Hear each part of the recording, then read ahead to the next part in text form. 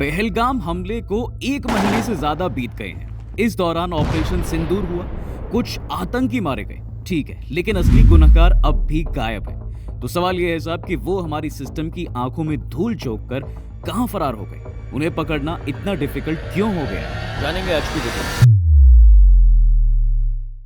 तो बात यह है साहब कि आतंकियों ने पहलगाम की बाइसरन घाटी में बेहद प्लानिंग से हमला किया था। उन्हें पता था कि सिक्योरिटी फोर्सेस को यहाँ तक पहुँचने में कम से कम आधा घंटा लग ही जाएगा। इतनी देर में वो आसानी से जंगल में भाग जाएंगे।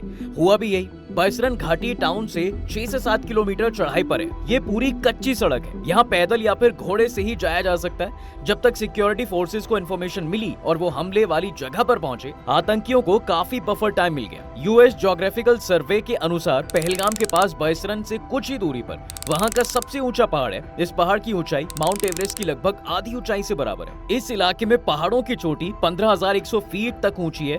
यहाँ ऊबड़ खाबड़ पहाड़ी रास्ते और घने जंगल है। माना जाता है साहब कि इन जंगलों में आतंकवादी छिपे हो सकते हैं। जम्मू कश्मीर के जर्नलिस्ट और डिफेंस एक्सपर्ट्स का मानना है कि जिन रास्तों में इन टेररिस्ट को ट्रैक किया गया है वो लश्कर-ए-तैयबा, जैश-ए-मोहम्मद जैसी टेररिस्ट ग्रुप्स का एक एस्केप रूट है, जिसका वो लंबे समय से इस्तेमाल करते आ रहे हैं। कोकिर नाग के जंगलों से आगे बढ़ने के बाद वो किश्तवाड़ के जंगलों में घुसते हैं और जम्मू डिवीजन में आते हैं। यहाँ के जंगल और भी घने हैं। साथ ही किश्तवाड़ में एंटी टेररिस्ट ग्रिड थोड़ी कम है, जिसका फायदा टेररिस्ट उठाते हैं। अब इसके इधर माना जा रहा है कि त्राल का जंगल पाकिस्तानी और लोकल सपोर्ट वाले आतंकियों का गढ़ है। यहीं से उन्हें सपोर्ट मिलता है। ये बाइसरन घाटी से सटा हुआ है। आतंकियों के लिए छिपने की सबसे सेफ जगह त्राल का जंगल ही है। वहीं इंटेलिजेंस सोर्सेज के मुताबिक उनके पास राशन पानी भी है। ऐसे में ये इन पहाड़ी इलाकों में लंबे समय तक रह सकते हैं। तो सवाल है साहब कि इंडियन आर्मी कितनी तैयारी से आतंकियों को खोज रही है। आतंकवादियों की खोज में आर्मी, राष्ट्रीय rifles, para commando unit, CRPF, Jammu Kashmir police और पैरा मिलिट्री फोर्सेस के हजारों जवान लगे हुए हैं। आतंकियों की मदद करने वाले ओवरग्राउंड वर्कर्स यानी OGW के जरिए भी आतंकियों के तार खोजे जा रहे हैं। जम्मू कश्मीर पुलिस ने 100 से ज्यादा OGW से पूछताछ की है। करीब 1000 OGW को हिरासत में लिया गया है। Retired lieutenant general Sanjay Kulkarni बताते हैं, घाटी में अब आतंकियों को लोकल का सपोर्ट नहीं मिलता, लेकिन ओवरग्राउंड वर्कर्स अभी भी सपोर्ट करते हैं। वो जम्मू कश्मीर में आतंकियों की आंख और कान दोनों हैं। तो सवाल ये भी है कि क्या अभी तक आतंकियों का कोई सुराग हाथ नहीं लगा है? देखिए, इंडियन एक्सप्रेस की रिपोर्ट के मुताबिक आतंकियों को पहले पहलगाम तहसील के हापतनार गाँव के जंगलों में देखा गया, लेकिन जब तक घेराबंदी की जाती वो घने जंगल का फायदा उठाकर भाग निकले। इसके बाद उन्हें कुलगाम के जंगलों में देखा गया, जहां मुठभेड़ तो हुई लेकिन यहां से भी वो भाग गए। फिर त्राल की पहाड़ियों और कोकेर नाग के जंगलों में उन्हें लोकेट किया गया। इंडिया टुडे की रिपोर्ट के मुताबिक 28 अप्रैल तक सिक्योरिटी एजेंसियों ने आतंकियों को कम से कम 2 बार लोकेट किया और उन्हें साउथ कश्मीर के जंगलों में घेरने के बेहद करीब पहुंचे।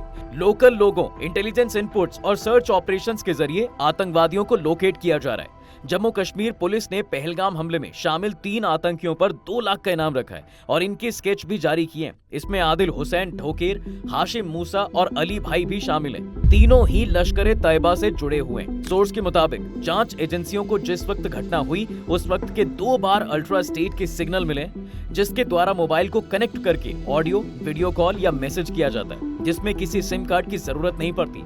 NIA को चीनी सैटेलाइट फोन की मौजूदगी डिटेक्ट हुई है और ये फोन भारत में बैन है। इसे पाकिस्तान या किसी और देश से भारत में स्मगल करके लाया गया होगा। अब सवाल ये भी है कि आतंकियों को खोजने में इतनी देर क्यों लग रही है? रिटायर्ड लेफ्टिनेंट जनरल सतीश दुआ के मुताबिक सर्च ऑपरेशन में सबसे बड़ी चुनौती इंटेलिजेंस होती है। किसी भी खबर का पुख्ता होना और उसका समय से मिलना बेहद जरूरी है। वहाँ की ज्योग्राफिकल लोकेशन भी एक चैलेंज है।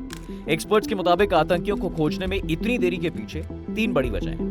कारण नंबर 1, इलाके के घने जंगल और मुश्किल रास्तों का फायदा उठा रहे हैं आतंकी। पहलगाम और उससे जुड़ने वाले कश्मीर के और इलाकों में कई घने जंगल हैं। बाइसरन घाटी में हमले के बाद आतंकी जंगल के रास्ते ही भागे थे। यहाँ के जंगलों में 100 से 328 फीट ऊंचे पेड़ हैं। इन इलाकों में कई जगहों पर 10 मीटर से आगे भी देख पाना मुश्किल हो जाता है। कई इलाकों में ड्रोन्स भी सर्विलांस नहीं कर पाते। इसके अलावा आसपास के इलाकों में 15,000 फीट तक की ऊंची पहाड़ियां हैं। टूटे और उबड़ खाबड़ रास्ते हैं जहां गाड़ियां भी नहीं जा सकती।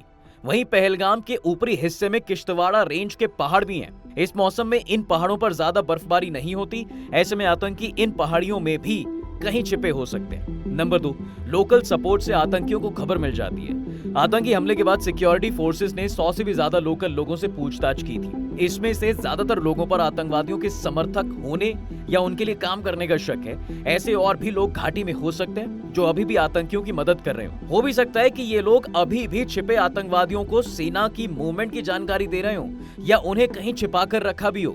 एनआईए भी पहलगाम हमले में लोकल सपोर्ट होने की जांच कर रही है।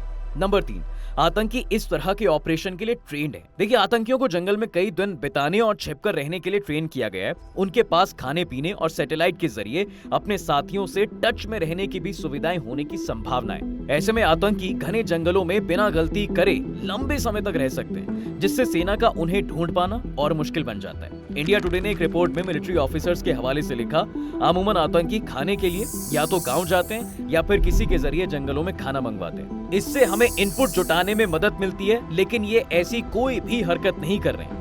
एकदम जहां है वहां स्टेबल है। अब एक दूसरे मिलिट्री ऑफिसर ने कहा, ये हमारे साथ चूहे बिल्ली का खेल खेल रहे हैं। कई बार ऐसा हुआ है कि आतंकियों को साफ साफ देखा गया, लेकिन जब तक उनकी घेराबंदी होती तब तक वो भाग चुके थे। लेकिन हमें यकीन है कि हम आतंकियों को पकड़ लेंगे, ये सिर्फ कुछ दिनों की बात है। अगर आतंकी पकड़ में नहीं आ रहे हैं तो ये भी हो सकता है कि आतंकी देश छोड़कर भाग चुके होंगे।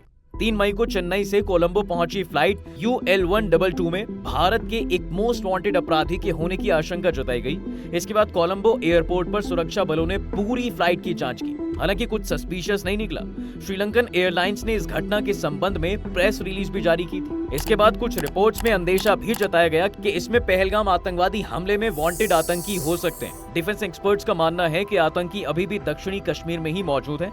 उन्होंने जंगलों में ही अपने खाने पीने का पर्याप्त बंदोबस्त कर रखा है। हालांकि जल्द ही उन्हें उनके अंजाम तक पहुंचाया जा सकता है। बाकी आपको क्या लगता है, आतंकी कब तक पकड़े जाएंगे? कमेंट करके जरूर बताइएगा। वीडियो अगर आपको पसंद आई है तो इसे लाइक और शेयर जरूर करें और जाते जाते चैनल को सब्सक्राइब करना बिल्कुल ना भूलें।